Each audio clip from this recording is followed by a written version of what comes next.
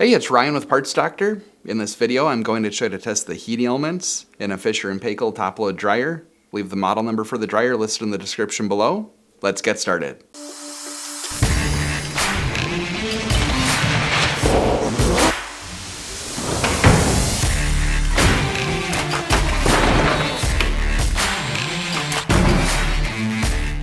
When the heating element fails, it can cause the dryer to not heat at all, or if the element shorts out, it can cause the dryer to heat when it's not supposed to. We remove the heating element assembly from the dryer for this video. If you need to learn how to remove the heating element from the dryer, you can check out our other video that shows how. Before opening the housing, we'll show how to test for a shorted element. To do this, turn your multimeter to the continuity setting and touch one probe to the metal housing and the other on each of the 4 terminals. If you receive a beep for continuity, then you have a shorted element and it will need to be replaced. We did not receive a beep on ours, so we do not have a shorted element.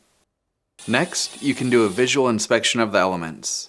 Open the housing by removing the manual reset thermostat screw, then rotate the housing open. Wiggle each coil back and forth to help find any breaks in the coil.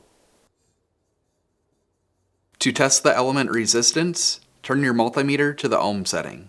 Do not use the continuity setting for this test because the element may be outside of the continuity range for some brands of multimeters.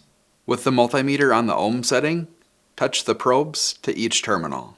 On the smaller 1400 watt element, it should read approximately 37 ohms at room temperature. On the larger 3600 watt element, it should read approximately 13.5 ohms at room temperature.